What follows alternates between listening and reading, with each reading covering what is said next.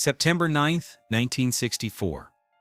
11:27 p.m. Attorney David Steinberg walked out of federal court with a briefcase containing evidence worth $2 million.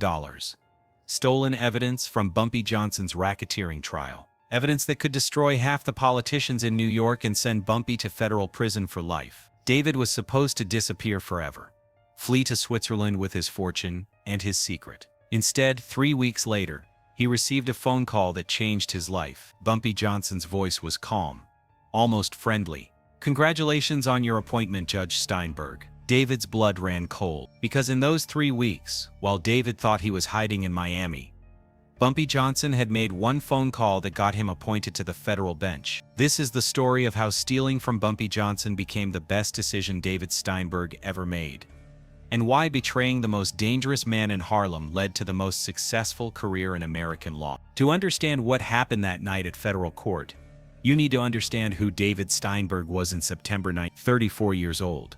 Jewish, graduated top of his class from Columbia Law School in 19. David was brilliant, ambitious, hungry for power and money. But he had one problem: he was completely corrupt.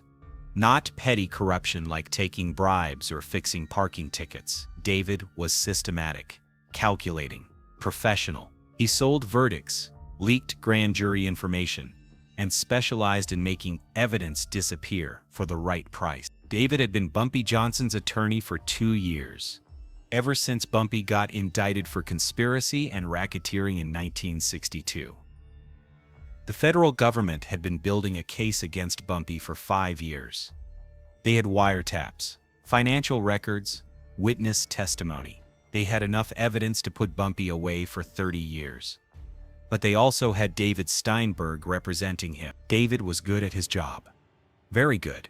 He'd already gotten 2 key witnesses to recant their testimony, convinced a federal judge to throw out illegally obtained wiretaps, and delayed the trial for 18 months through procedural motions. But by September 1964, the prosecution had rebuilt their case. New evidence, new witnesses, new charges. This time, they were ready. The trial was set to begin September 14, 1964. 5 days before the trial started, David made a discovery that changed everything. While reviewing prosecution evidence in the federal courthouse late at night, David found something extraordinary. A file marked Operation Crossroads. Inside were documents that could destroy every corrupt politician, judge, and police official in New York City. Names, dates, amounts, 20 years of bribes, payoffs, and illegal deals. Information worth millions to the right people. But here's what made it valuable. The documents didn't just show corruption. They showed who was paying and who was receiving. Every crime family in New York was represented. Every major political figure had taken money.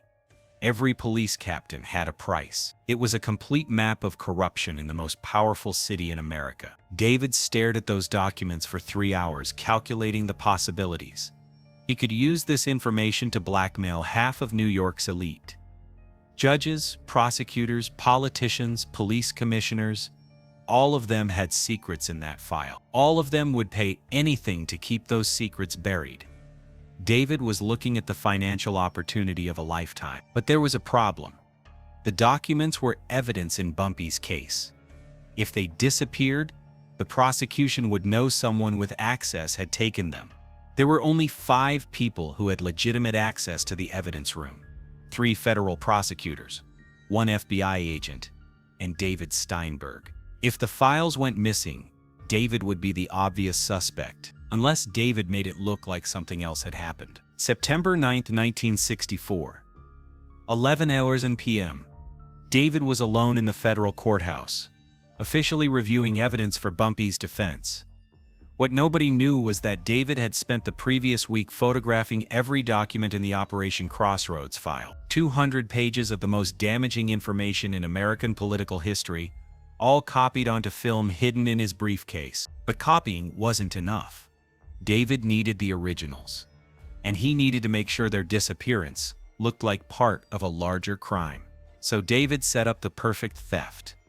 He would steal everything, all evidence related to Bumpy's case, plus the Operation Crossroads file, Then he would sell the corruption information to the highest bidders, while letting everyone assume the theft was about protecting Bumpy Johnson. At 11:15 p.m., David disabled the courthouse alarm system. He'd studied the security layout for weeks, learned the guard rotation schedule, identified the camera blind spots. At 11:27 p.m., David entered the evidence room with his briefcase and a portable photocopier. He had exactly 37 minutes before the next security check. David worked quickly, systematically. First, he copied every document in Bumpy's case file: financial records, witness statements, federal surveillance reports, evidence that the prosecution needed to convict Bumpy. Without these documents, the government's case would collapse. Next, David turned to the Operation Crossroads file. 20 years of corruption evidence, photographed and ready for blackmail. Finally, David took the physical documents themselves, stuffing everything into his briefcase and a hidden bag. At 11:59 p.m., David walked out of federal court, carrying evidence worth $2 million. He drove straight to a storage facility in Queens, where he'd rented a unit under a false name. The plan was simple: hide the evidence for 6 months while the theft investigation died down.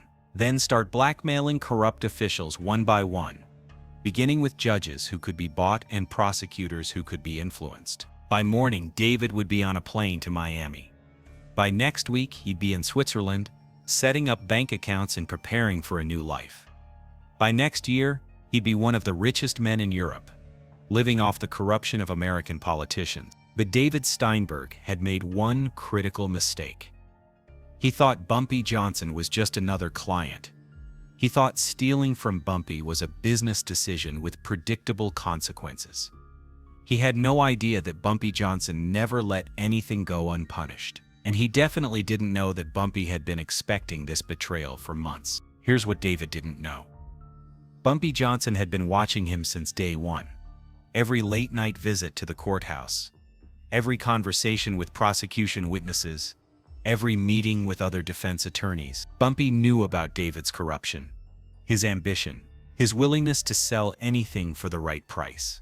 And Bumpy had been planning for this exact moment. September 10th, 1964. 6:00 a.m., David was at Miami International Airport, boarding a flight to Geneva, when his phone rang. Unknown number. David almost didn't answer, but something made him pick it up. "Hello, David." Bumpy's voice was calm, almost amused. "Enjoy the flight." The line went dead. David's hands started shaking. How did Bumpy know where he was? How did Bumpy get his phone number? David had used a false identity, paid cash for everything, told no one his destination. But Bumpy Johnson had found him in less than 12 hours. David considered running, changing his plans, flying somewhere else, disappearing completely. But he also knew that if Bumpy could find him at the airport, Bumpy could find him anywhere. So David made a decision. He would go to Switzerland, as planned, set up his operation, and start making money. Maybe Bumpy was just trying to scare him. Maybe Bumpy didn't know about the Operation Crossroads file. Maybe David could still win this game. 3 weeks later, David realized how wrong he was. September 30th, 1964. 4:00 p.m. David was in his hotel suite in Geneva, reviewing the corruption documents and planning his first blackmail approaches, when the phone rang. This time, David recognized the voice immediately. "Congratulations on your appointment, Judge Steinberg." David's blood ran cold. "What appointment?" "Your appointment to the Federal District Court for the Southern District of New York. Very prestigious position. 25-year tenure, $40,000 annual salary. Chance to shape American law for decades. Quite an honor for such a young attorney." David's mind raced. He hadn't applied for any judgeship. He'd been hiding in Switzerland for 3 weeks, planning to blackmail corrupt officials, not join them. "I don't know what you're talking about." "Of course you do, David. You're a very ambitious man. You've always wanted power, respect, legitimacy. Well, now you have it. The Senate confirmed your nomination yesterday. Congratulations." "This is impossible. You never applied?" "Of course not. I applied for you. I submitted your credentials, arranged your references, scheduled your hearings. I even wrote your acceptance speech. Very moving, by the way. All about justice, integrity, the rule of law. David sank into a chair. This couldn't be happening.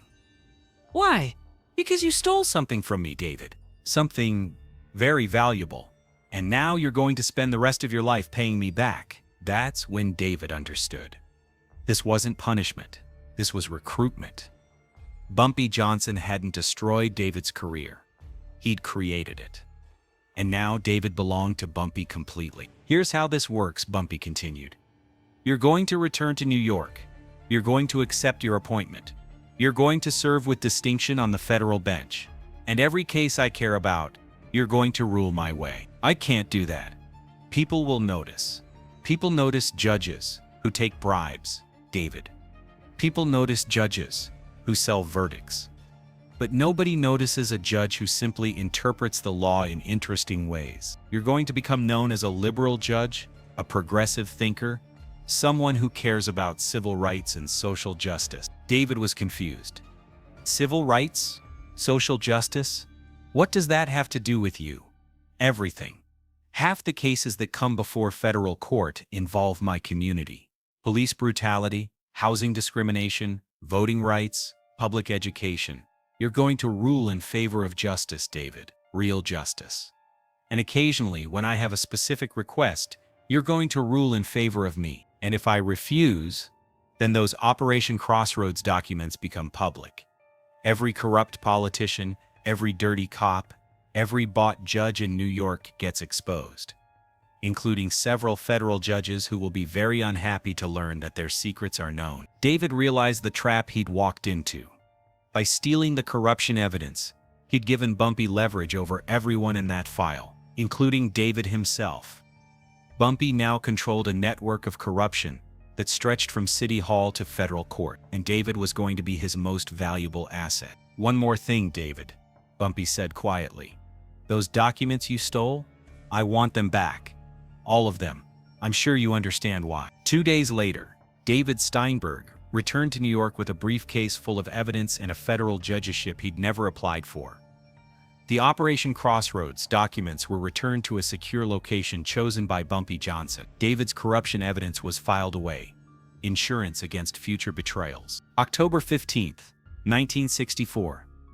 David Steinberg was sworn in as a federal judge in a ceremony attended by the mayor, 3 senators, and half the legal establishment of New York. In the audience, sitting in the back row wearing a perfectly ordinary business suit, was Bumpy Johnson. After the ceremony, David approached Bumpy nervously. Mr. Johnson, I Judge Steinberg, Bumpy corrected. You're a federal judge now? Act like one. I just wanted to say that you're grateful for the opportunity. I know, and you should be. You're about to have the most successful legal career in American history. Over the next 15 years, Judge David Steinberg became one of the most respected jurists in America. He wrote groundbreaking decisions on civil rights, voting rights, and social justice. He sent corrupt police officers to prison, forced the city to integrate public schools, and protected the rights of minorities and the poor.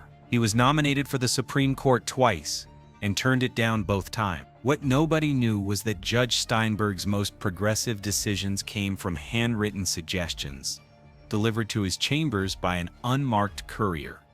Suggestions that always aligned with the interests of Harlem, the protection of Bumpy Johnson's community, and the advancement of social justice. David never saw Bumpy again after that day in 1964. But every year on the anniversary of his appointment, David found an envelope on his desk. No return address, no signature. Inside was always a newspaper clipping, showing another corrupt official being exposed, another civil rights victory, another step toward justice, and a handwritten note that said simply, "Keep up the good work." In 1979, 15 years after his appointment, Judge David Steinberg was diagnosed with lung cancer. He had 6 months to live. Instead of retiring quietly, David called a press conference and announced his resignation. At the press conference, a reporter asked David what he was most proud of during his time on the bench. David was quiet for a long moment. Then he said something that no one understood except for one man watching on television in a nursing home in Harlem. "I'm proud that I learned the difference between being smart and being wise. Between taking what you want and earning what you deserve. I spent my career thinking I was the smartest man in the room. But the smartest thing I ever did was let someone smarter teach me what justice really means." David Steinberg died 6 months later. His obituary called him the conscience of federal justice and a champion of civil rights. At his funeral, there was one empty chair in the front row, a chair reserved for someone who didn't attend funerals, but whose influence had shaped every decision David ever made. September 9th, 1964. A corrupt lawyer stole evidence from the most dangerous man in Harlem. Expected to get rich, expected to disappear, expected to win. Instead, David Steinberg discovered that sometimes the best punishment is success, that sometimes betraying someone leads to becoming the person you were meant to be. And that Bumpy Johnson's greatest power wasn't destroying his enemies. It was turning them into allies. If this story of justice, redemption, and turning betrayal into purpose moved you, hit that subscribe button. Drop a like if you understand that real power isn't about punishment. It's about transformation. Share this with someone who knows that the smartest criminals don't destroy their enemies. They recruit them. What would you have done in David's position? Let me know in the comments below.